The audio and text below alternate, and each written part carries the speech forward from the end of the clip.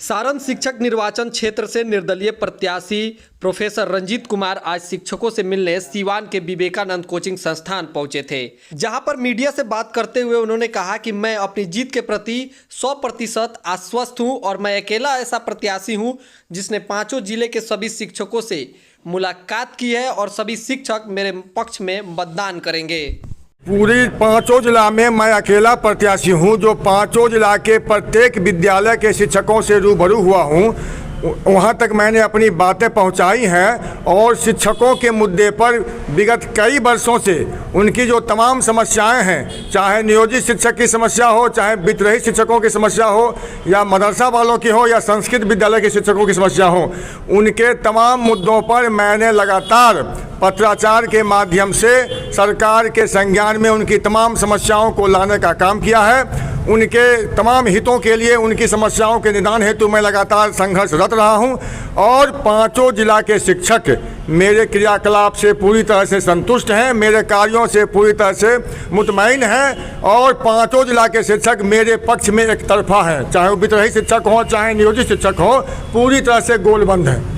Sir, जितने भी प्रत्याशी हैं सभी लोग दावे कर रहे हैं कि शिक्षक हमारे साथ हैं, सभी लोग कह रहे हैं कि हमने शिक्षकों के लिए आवाज़ उठाई है, उनके हक में काम किया है। सर, आपको शिक्षक कैसे क्यों समर्थन करेंगे? सर, मैं अकेला प्रत्याशी हूं जो शिक्षकों के मुद्दे पे विगत कई वर्षों से संघर्ष कर रहा हूं। मेरे अलावे एक भी प्रत्याशी नहीं है जिसने शिक्षकों के मुद्दे पे चंद पंक्ति भी कहीं लिखा पढ़ा हो। दूसरी बात है कि जो निवर्तमान विधान पार्षद हैं वो अपनी पारी खेल चुके हैं, 80-85 साल उम्र हो गई, अब उनमें संघर्ष करने का जोश जज्बा जुनून बचा नहीं है।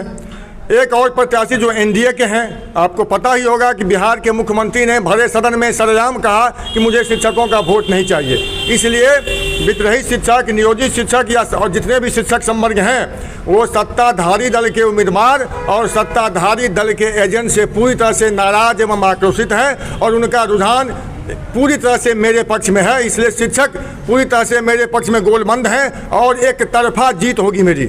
अगर आप जीत जाते हैं तो पहला कदम क्या होगा? जीतने के बाद जितनी समस्याएं मैं उठाता रहा हूं, हमारा एजेंडा तो पहले से क्लियर है। मैं शिक्षक हितों के लिए लगातार संघर्षरत रहा हूं और मैं लगातार संघर्षरत रहा हूं शिक्षकों की समस्याओं के निदान के लिए। तो जितनी भी समस्याओं को मैंने पत्राचार के माध्यम से पहले उठाया है, उन समस्याओं पर मैं लगातार काम करूंगा, सरकार के संज्ञान में लाने का काम करूंगा और जहां जरूरत पड़ेगी शिक्षकों का सहयोग लेकर के उनके मुद्दों को सुलझाने के लिए संघर्ष करूंगा। सर, शिक्षक निर्वाचन क्षेत्र के चुनाव में पार्टियों का बड़ा बोलबाला रहता है, ऐसे में आप किस पार्टी से आपको समर्थन मिलेगा? शिक्षक निर्वाचन क्षेत्र में पार्टी का कोई बोलबाला नहीं रहता है, इसमें कोई चुनाव चिन्ह नहीं होता है, प्रत्याशी का नाम होता है और उसके सामने में वरीयता देना होता है। सर, कई लोग महागठबंधन के नाम पर भी वोट मांग रहे हैं कि वो समर्थित। ये सब हताश निराश लोग हैं जो जिन्होंने शिक्षकों के लिए कुछ किया नहीं। 18 साल तक शिक्षकों की नुमाइंदगी की क्षेत्र में और शिक्षकों की तमाम समस्याएं जस की तस है, एक भी समस्या का समाधान आज तक उनके माध्यम से नहीं हुआ। इसलिए हताश निराश लोग दल का सहारा ले रहे हैं, फर्जी आरोप लगाते रहते हैं, दुष्प्रचार कर रहे हैं। ये सब उनकी हताशा, निराशा और मानसिक संतुलन खो देने का प्रमाण है। सर, आप किस पार्टी को समर्थन करेंगे अगर आप जीतते हैं चुनाव? मैं जानबूझ करके निर्दलीय हूं, मैं किसी पार्टी के समर्थन करने का मेरा कोई इरादा नहीं है। मुझे सभी तमाम जितनी भी बड़ी पार्टियां हैं उससे ऑफर था कि हमारी पार्टी का आप सहयोग लीजिए। मैं जानबूझ करके निर्दलीय हूं, इसलिए निर्दलीय हूं कि चूंकि पॉलिटिकल पार्टी का अपना डिसिप्लिन होता है और यदि बिहार के किसी भी पॉलिटिकल पार्टी के एजेंडे में शिक्षा और शिक्षक नहीं है, ऐसी परिस्थिति में मैंने जानबूझ करके शिक्षकों की स्वतंत्र आवाज़ के रूप में काम करने का निर्णय लिया है और पूरे बिहार के शिक्षकों को मैं एक प्लेटफॉर्म पर लाना चाहता हूं ताकि एक ऐसा मजबूत प्लेटफॉर्म बने शिक्षकों का जो जब चाहे सरकार उसकी मांगों को नज़रअंदाज नहीं कर सके। ये दुष्प्रचार होता है कि वो कॉलेज के शिक्षक हैं, ये हाई स्कूल के शिक्षक हैं। ये सवाल है कि शिक्षकों को काम चाहिए, ये जिन लोगों ने कुछ काम नहीं किया 18 साल से, शिक्षकों को पूरी तरह से निराश किया, तमाम अस्थायी पदों को डाइंग कैडर करवा दिया। आज तक ना वेतनमान मिला, ना पेंशन की सुविधा है, ना प्रोन्नति की सुविधा है, ना राजकर्मी का दर्जा मिला, ना पंचायती राज से उनको आज तक अलग किया गया, ना ग्रेच्युटी का लाभ है। तो शिक्षक के हित में उन्होंने कुछ किया नहीं, तो तमाम तरह के दुष्प्रचार कर रहे हैं। चूँकि मेरे खिलाफ कोई आरोप नहीं है, बेदाग छवि का ईमानदार आदमी हूँ, लड़ने भिड़ने वाला आदमी हूँ, संघर्ष के लिए समर्पित आदमी हूँ, इसलिए विपक्षियों में पूरी तरह से बेचैनी छाई हुई है। सर, आप पर आरोप लग रहा है कि आप विश्वविद्यालय से आए हैं और ये हाई स्कूल के जो शिक्षक हैं उनके लिए आप कुछ करेंगे? हाई स्कूल के भी अधिकांश शिक्षक विश्वविद्यालय में प्राध्यापक बनना चाहते हैं। तमाम लोग इसमें भी नेट हैं, पीएचडी हैं। शिक्षक कहीं का भी हो, उससे कोई अंतर नहीं पड़ता है। मैंने पिछले कई वर्षों से मूल रूप से हाई स्कूल के नियोजित शिक्षकों और विद्रोही शिक्षकों, मदरसा एवं संस्कृत के शिक्षकों के लिए बहुत काम किया हूं। लगातार उनके मुद्दों को मैं उठाता रहा हूं और आगे भी उनके मुद्दों के लिए मैं पूरी ईमानदारी के साथ, तत्परता के साथ संघर्ष करता रहूँगा। आखिर वजह क्या है सर, शिक्षकों की स्थिति में सुधार नहीं होता है? तमाम प्रयास के दावे किए जाते हैं। इस क्षेत्र में ईमानदार नेतृत्व का बड़ा अभाव रहा है। यदि जुझारू और ईमानदार नेतृत्व होता तो आज शिक्षकों की ये दुर्दशा नहीं होती।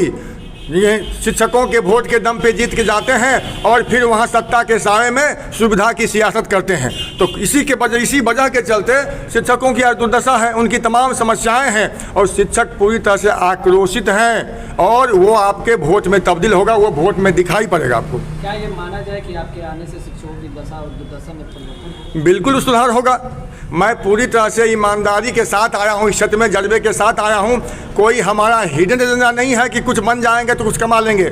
मैं बिहार सरकार में अच्छे पद पर रहा हूँ, उससे इस्तीफा दे करके मास्टरी में आया हूँ। सिद्धांत वाला आदमी हूँ और शिक्षक हित के लिए पूरी तरह से समर्पित हूँ। उनकी तमाम समस्याओं के लिए मैं सड़क से सदन तक पूरी ईमानदारी के साथ, पूरी संजीदगी के साथ संघर्ष करूँगा और शिक्षक इस बात को समझते हैं।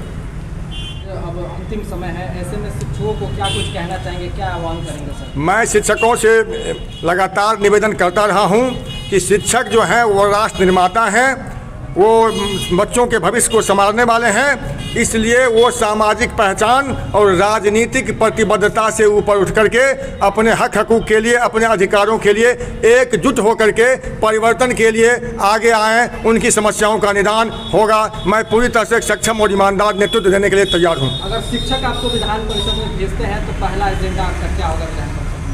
एजेंडा पहले से तय है, पहला दूसरा नहीं होगा। उनकी तमाम जो समस्याएं हैं मेरे जहन में, हमको समझाना नहीं पड़ेगा। इस मुद्दे पर मैं बरसों से काम कर रहा हूं, इसलिए जितनी भी समस्याएं हैं वो सारे हमारी प्राथमिकता सूची में ऊपर है। चाहे वो नियोजित शिक्षकों की हो, चाहे विद्रोही शिक्षकों की हो, तमाम मुद्दों पर मैं काम करूंगा। सर, जीत के प्रति कितना आश्वस्त है? 110%। ये आप शिक्षक से भी पता कर सकते हैं। पांचों जिला के शिक्षक एक तरफा रुझान मेरे पक्ष में रखते हैं, चाहे वो नियोजित शिक्षक हो, चाहे मदरसा वाले हो, चाहे विद्रोही शिक्षक हो या संस्कृत वाले हो। तमाम लोगों का विश्वास मैंने जीता है और मुझे पूरी उम्मीद है कि सभी विपक्षियों का जमानत जब्त होगा।